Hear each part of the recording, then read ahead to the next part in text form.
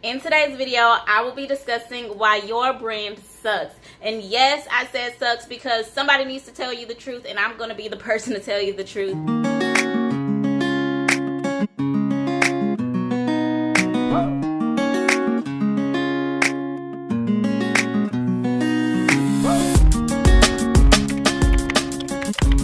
My name is Shawana, and I am a branding coach and mentor, and I help new entrepreneurs jumpstart their brand. So if you just started up a part-time business, a side hustle, and you don't really know what you're doing, well, most likely your brand is not growing to begin with. So in this video, I'm going to share with you my top reasons of why your brand isn't growing.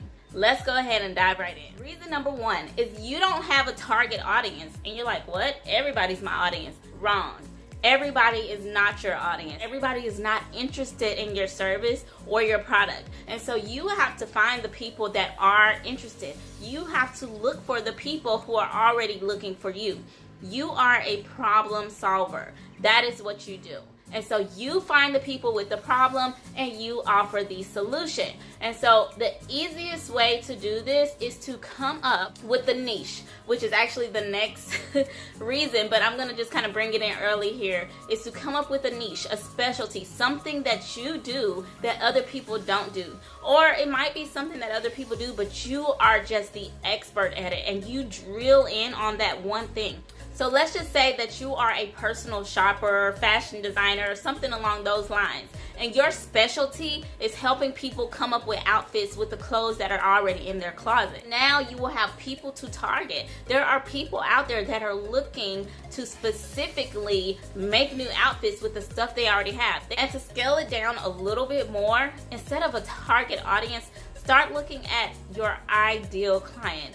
Who is that person that would be perfect for you to work with? What type of habits do they have? What's their age range? Start to know who that person is that you would like to work with, and you will start attracting clients just like that. My second reason of why your brand sucks, which we kind of already talked about it in the first tip, but it's because you don't have a niche. You don't have a specialty. You're just trying to serve any and everyone. But if you scale in on one particular thing that you know better than anybody else, if you are a health coach, even though you probably already know some other type of techniques to help people lose weight, but you are the meal plan expert, and so you are looking for people that want a meal plan, and that is all they want. So do you guys kind of see how the target audience ties in with the niche? You are now attracting people who want the service that you offer. Number three is you're not engaging. People are liking your posts, people are commenting on your posts, but you never comment back. Or you get a follow and you check out that person's page and you're like, okay, and you never follow back. So be in the business of giving. Don't just sit there and try to wait for all of these people to follow you. The whole point of this is to get to know people in your industry and to get to know your potential clients and customers. And I guarantee those are the people that are commenting on your page. Those are the people that are in your inbox. Those are the people that are following you. So you want to make sure you're striking up conversations with them, following them back, actually being sincere about checking out their page. See what interests them, see what questions they have, see what their goals are. And once you do that, you are now positioning yourself as the authority, which is exactly what you want. Number four is you are not consistent. You post here, you post there, you don't feel like it one day. You are just all over the place. And that is not good because people like consistency. I mean, we're entrepreneurs, so a lot of times we take risks. A lot of times things change up. A lot of times things are uncertain for us, and so we're used to it.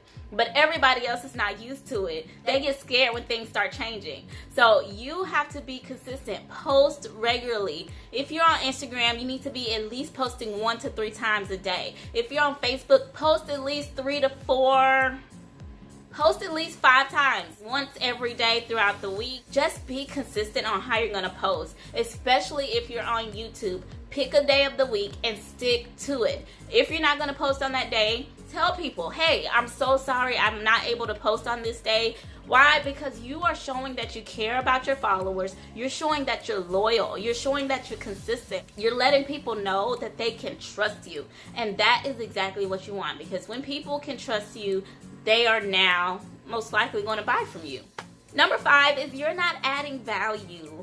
I know and you know that you are an expert, you are the know-it-all, you are the go-to person in your industry, but nobody else really knows that. And why don't they know? It's because you are not telling them. You're not giving them knowledge, you're not adding value with your content. And what exactly does that mean? You need to be telling people all the knowledge that you have. This is the thing. Almost everything that you know, believe it or not, they can find somewhere else if they really wanted to, and they can find it for free. So people are not working with you because of your knowledge. Most likely they are working with you because of who you are. So if you're in a service-based business, that's why it is so important to be transparent, to put yourself out there, to let people see who you are, because once they connect who you are with the knowledge that you have or the value that you've been given out, that is how they decide if they want to work with you. But trust me, it has nothing to do with just the value that you're giving out. So make sure that when you post on Instagram, when you post on Facebook, when you make a snap, when you tweet, you are giving value to the community of people that's following you. And so now they are seeing you as the expert and the authority in your industry. Number 6 is you are trying to sell before you serve. And this goes back to giving value. So now that you have your business, you're just like, okay, I need to start making some money. And the first thing you do is come up with some type of program, come up with some type of offer, and you just put it in people's face. But they have never seen you serve them in any type of way. And so that goes back to giving value. You want to serve before you sell. You want to be someone of value to your community first. You want to give out the knowledge. You want to give out the information. You want to help other people. And then you want to lead them into something that is going to be an offer or give them some type of call to action. So essentially, they've gained so much knowledge from you that they are to the point like, you know what?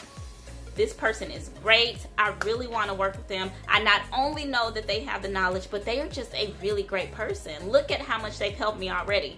And they buy into your program or they hire you. So that is what you want to do. You want to serve your community first and then sell. Number 7 is you don't have any social proof. And I know this can be really hard if you're just starting off. It's like, hey, I know what I'm doing. I know that I'm good at what I'm doing, but how do I let other people know that without having any proof? Well, this is what you want to do. Offer your services to people that you know, warm market, or even you can try to cold market some leads. Offer your services for free. And I know you're like, wait a minute, I'm in a business, I'm trying to make some money, I'm not doing this for free. This is the thing. If you can't see yourself doing what you're doing for free, then you're probably in the wrong business. You should love what you're doing so much that it doesn't feel like work, that you would do it for free. It's kind of like an internship. There's so many college students that go on internships and they are thrilled to have this unpaid internship. Why? It's because they are doing exactly what they love and they know that this is an experience that's really going to help them when it comes to applying for the real job. And so that is exactly what you're doing. I mean, see it as an internship. You get someone who's going to use your services for free and in return ask them for a testimonial. Only if you help them see results.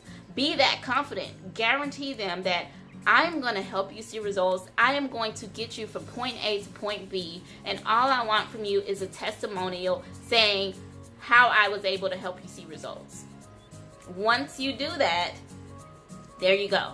You have social proof. You have authentic social proof, not something that you just made up, and other people can see that your services actually work. And number 8 is you don't have any clarity or structure in your business. So when we first start up our businesses, we really want to just put ourselves out there, and that is fine. That's actually what I recommend.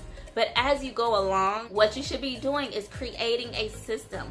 Why? Because this creates structure in your business and it creates clarity for you and your clients.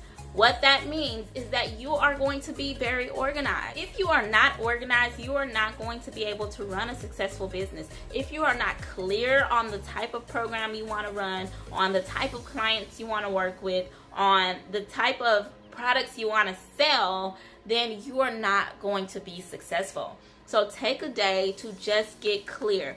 Get clear in your head on the ideal client that you want to attract. Get clear in your head the program that you want to offer. How long do you want to offer? Is it 4 weeks? Is it 6 weeks? Is it 9 weeks? What service do you want to offer? So if you're not in the business of doing programs, but you do offer a service, what service do you want to offer? What will the process be like when someone hires you on to do that job? All right, guys, so those are all of my tips. That was 8 tips to be exact. So comment on this video and let me know if these tips really did help you. I actually did post some of these tips on my Instagram page. So if you're not already, go follow me on Instagram. I will put it down here somewhere.